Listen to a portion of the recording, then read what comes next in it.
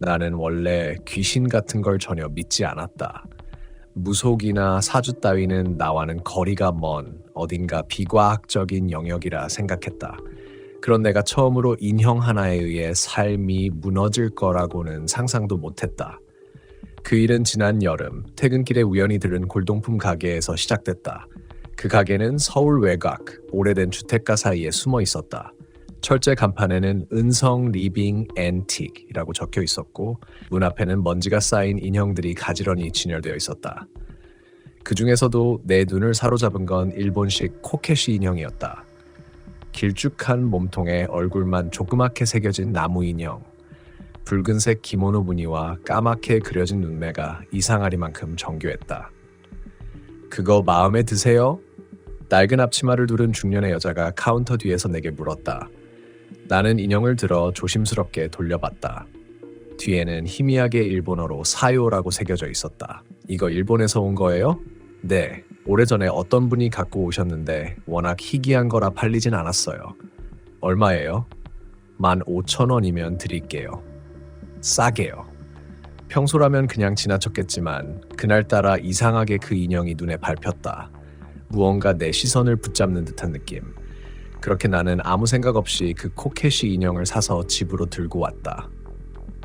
그날 밤 인형을 책장 위에 올려놓았다. 내 원룸은 1평 남짓한 크기로 창문 하나에 책상, 침대, 책장이 다였다. 불을 끄고 누워도 인형의 얼굴이 희미하게 보였다. 그 까만 눈이 어둠 속에서도 반짝였다. 처음 며칠은 별일 없었다. 그저 인테리어용 장식품으로만 느껴졌다.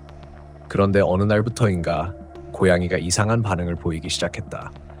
내가 키우던 고양이 단추는 사람을 잘 따르는 성격이었는데 코케시 인형을 본 이후로는 책장 쪽에만 가면 하악질을 했다. 등을 부풀리고 꼬리를 부르르 떨며 이빨을 드러냈다. 처음엔 그냥 장난인 줄 알았다. 하지만 그 반응은 점점 심해졌다. 밤마다 단추가 책장 앞에 서서 하염없이 울었다. 낮은 울음소리로 시작하다가 점점 길게 마치 누군가에게 경고하는 듯한 울음이었다. 야, 단추야, 왜 그래? 그만해. 아무리 불러도 멈추지 않았다. 심지어 한밤중에 단추가 내 품으로 뛰어들어오며 발톱으로 내 팔을 핥히었다. 나는 피가 맺힌 팔을 부여잡으며 인형을 쳐다봤다. 그때였던 것 같다. 순간 분명 방 안엔 나 혼자뿐인데 누군가 내 이름을 속삭이는 소리가 들렸다. 지훈. 아주 낮고 젖은 듯한 여자 목소리. 나는 놀라서 일어나 불을 켰지만 방 안엔 아무도 없었다. 단지 책장 위의 인형만이 아주 살짝 고개를 숙인 듯 보였다. 그날 이후로 이상한 일들이 이어졌다. 잠을 자면 항상 같은 꿈을 꿨다. 어딘가 낡은 일본식 가오간 흰 옷을 입은 여자가 나를 노려보는 꿈. 그 여자는 손에 그 코케시 인형을 들고 있었다. 그리고 항상 같은 말을 했다. 왜 가져갔어? 내 아이인데. 처음엔 단순한 악몽이라 생각했다. 하지만 꿈에서 깬 뒤에도 방 안엔 습기 찬 냄새가 가득했다. 빨래가 마르지 않는 것처럼 눅눅하고 썩은 나무 냄새가 코끝을 찔렀다. 게다가 이상하게 방이 점점 더 차가워졌다. 여름인데도 새벽이면 입김이 나올 정도였다. 결국 나는 인형을 박스에 넣어버렸다. 책장 위가 아닌 옷장 안 깊숙이. 그런데도 밤이면 여전히 무언가 들렸다. 탁! 탁! 탁! 박스 안에서 나는 규칙적인 소리. 마치 손톱으로 나무를 두드리는 듯한 소리였다. 처음엔 착각이라 믿고 싶었다. 하지만 그 소리는 점점 커졌다. 탁! 탁! 탁! 탁! 탁! 내 심장이 그 소리에 맞춰 뛰는 것 같았다. 참다 못해 박스를 열어봤다. 인형은 그대로 있었다. 그런데 눈이 달라져 있었다. 처음 샀을 땐 그저 단순한 점처럼 그려진 눈이었는데 어느새 동공이 깊게 파여 있었다. 그리고 그 안이 젖어 있었다. 나는 공포에 휩싸여 인형을 버리기로 했다. 새벽 2시 비가 내리던 날이었다. 우산도 없이 인형을 비닐봉지에 담아 근처 쓰레기장으로 갔다. 버리고 돌아서는데 등 뒤에서 고양이 울음소리가 들렸다. 양! 단추였다. 그 녀석은 집에 있었을 텐데 뒤돌아보니 고양이는 없었다. 그저 쓰레기 봉지만 바람에 흔들릴 뿐이었다. 그날 이후로 단추가 사라졌다. 아무리 찾아도 어디에도 없었다. 창문은 닫혀 있었고 문도 잠겨 있었다. 하지만 고양이는 자취를 감췄다. 남은 건 침대 밑에서 발견된 고양이 털 한 움큼, 그리고 희미하게 들리던 고양이 울음뿐이었다. 며칠 후 나는 다시 그 골동품 가게를 찾았다. 저번에 코켓이 인형 샀던 사람인데요. 혹시 그 인형 무슨 사연이라도 있어요? 여자는 잠시 멈칫하더니 낮은 목소리로 말했다. 그 인형은 원래 주인이 일본에서 가져온 거래요. 죽은 딸의 머리카락이 들어가 있다고. 그 말을 듣는 순간 온몸에 소름이 돋았다. 여자는 나를 똑바로 보며 덧붙였다. 그런데 그 인형이 팔린 건 당신이 처음이에요. 그전엔 아무도 안 사갔거든요.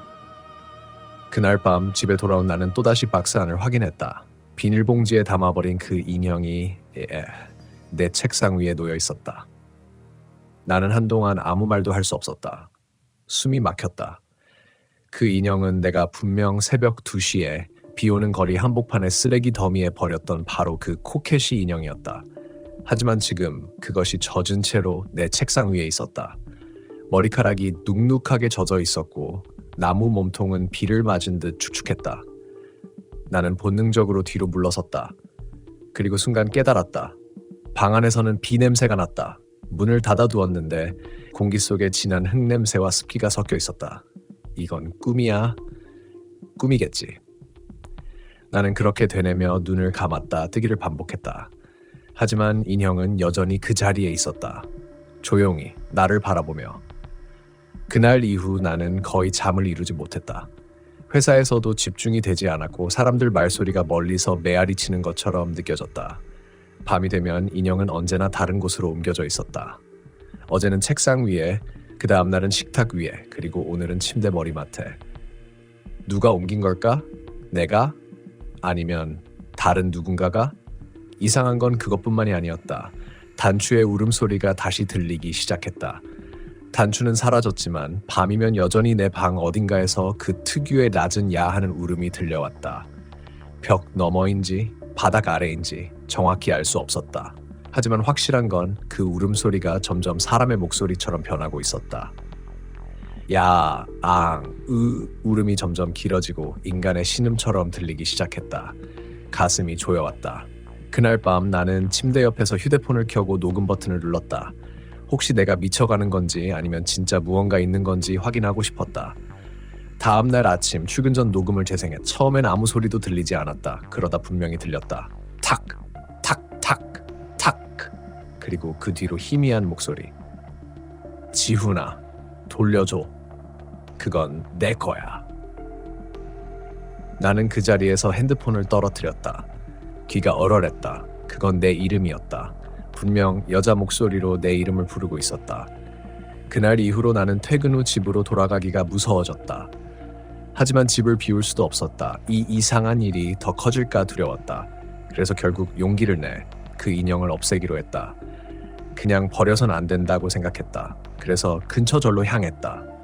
서울 외곽의 오래된 절, 청송사. 평일 오후였지만 절엔 아무도 없었다. 종소리만 멀리서 울리고 있었다. 스님, 이 인형 좀 태워주실 수 있을까요? 내가 인형을 내밀자 스님은 잠시 인상을 찌푸렸다. 그의 눈이 인형을 보는 순간 얼굴빛이 변했다. 이건 어디서 구하신 겁니까? 그냥 골동품 가게에서요. 이상한 일이 자꾸 생겨서. 스님은 인형을 조심스럽게 만졌다가 손을 거두었다. 그리고 낮게 중얼거렸다. 이건 그냥 인형이 아닙니다. 네? 이 안에는 혼이 있습니다. 누군가의 한이 아주 깊게 스며 있어요. 게다가 누군가가 이미 이 인형을 지켜보고 있습니다. 그 말을 듣는 순간 등골이 서늘해졌다. 나는 스님에게 물었다. 그럼 이걸 어떻게 해야 하나요? 스님은 조용히 일어나더니 내게 다른 인형 하나를 내밀었다. 작은 고양이 모양의 천인형이었다. 눈이 반쯤 감겨있고 꼬리가 살짝 말려 있었다. 이건 부적처럼 만든 인형입니다. 이 아이를 코켓이 곁에 두면 그 악한 기운을 대신 흡수해 줄 겁니다. 다만 절대 떨어뜨리면 안 됩니다. 나는 떨리는 손으로 그 인형을 받았다. 이거면 괜찮은 거죠? 스님은 눈을 감은 채 잠시 침묵하다 말했다. 그 아이가 견뎌주는 한은요. 그날 밤 나는 집으로 돌아와 코켓이 인형 옆에 고양이 인형을 두었다. 그리고 촛불을 켰다. 방 안의 불을 모두 끄고 조용히 두 인형을 바라봤다. 이상하게도 그날 밤은 아무 소리도 들리지 않았다. 단추의 울음도 속삭임도 고요했다. 며칠 만에 찾아온 평화 같았다. 나는 안도감에 눈을 감았다. 하지만 평화는 오래가지 않았다. 새벽 2시쯤 갑자기 귀에서 칙 하는 소리가 났다. 무언가 끊어지는 듯한 소리. 눈을 뜨자 촛불이 꺼져 있었다. 그리고 고양이 인형이 바닥에 떨어져 있었다. 그 순간 방 안의 공기가 완전히 바뀌었다. 한순간에 차가워졌고 내 숨결이 하얗게 흩어졌다. 코켓이 인형의 얼굴이 보였다. 그 입술 부분이 아주 살짝 올라가 있었다. 미소를 짓는 듯한 그 표정이 너무나 생생했다. 심장이 미친 듯 뛰었다. 나는 고양이 인형을 주워 코켓이 옆에 다시 놓았다. 그런데 손끝이 젖어 있었다.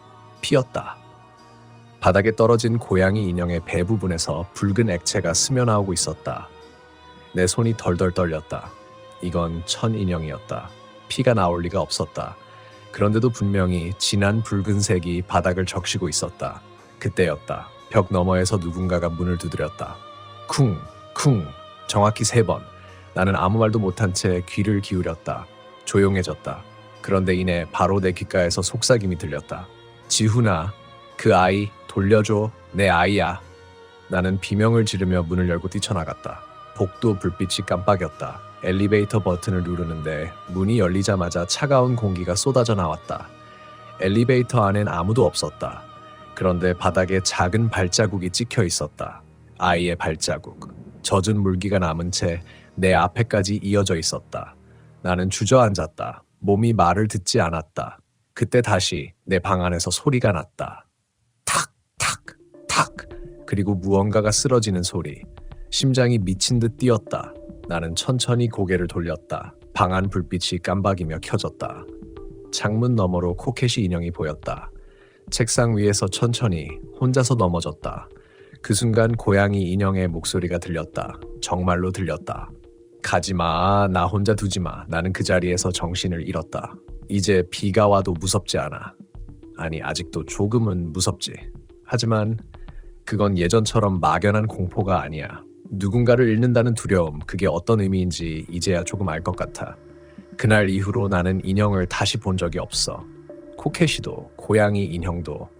하지만 내 머릿속에서는 여전히 그 아이들의 마지막 표정이 지워지지 않아. 서로를 아는 채 사라져가던 그 빛. 그건 두려움이 아니라 구원이었을지도 몰라. 시간이 조금 흘렀을 때 나는 다시 골동품 거리를 찾아갔어. 아무리 걸어도 은성 리빙 앤 앤틱이라는 간판은 보이지 않았지. 대신 오래된 벽돌 담 사이에서 희미하게 이런 문구가 눈에 들어왔어. 아이의 혼을 모시는 이는 아이의 울음을 듣는다. 그날 밤 집에 돌아왔을 때 문틈 사이로 부드러운 바람이 불어왔어.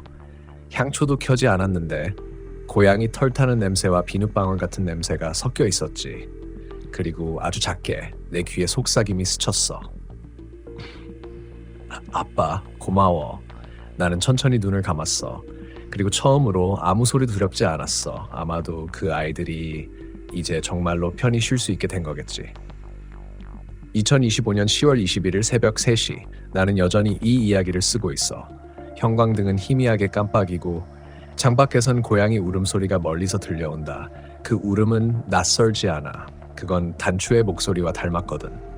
이제 비가 와도 무섭지 않아. 아니, 아직도 조금은 무섭지. 하지만 그건 예전처럼 막연한 공포가 아니야. 지금 내 방 한구석에는 여전히 그 코켓이 인형이 앉아있어. 창문 틈으로 들어오는 바람이 스칠 때마다 그 인형의 머리카락이 살짝 흔들려. 그 움직임이 마치 숨 쉬는 것처럼 보여서 난 감히 눈을 오래 두지 못해. 며칠 전부터 고양이가 그 인형 곁을 떠나지 않아. 밤이 되면 인형 앞에 앉아 조용히 울어. 야옹, 야옹. 그 울음은 평소와 다르게 낮고 길어. 마치 누군가의 이름을 부르는 것처럼. 나는 이제 그 둘을 버릴 수도 가까이 갈 수도 없어. 단지 이 이야기를 쓰면서 조금이라도 덜 두렵기를 바랄 뿐이야. 하지만 쓰는 내내 손끝이 떨려. 지금도 어딘가에서 탁탁탁탁 그 발소리가 들리고 있으니까. 2025년 10월 21일 새벽 2시 47분. 형광등이 깜빡거린다. 고양이가 고개를 들고 내 뒤쪽을 본다는 천천히 돌아본다. 책상 위. 코켓이 인형이 웃고 있다.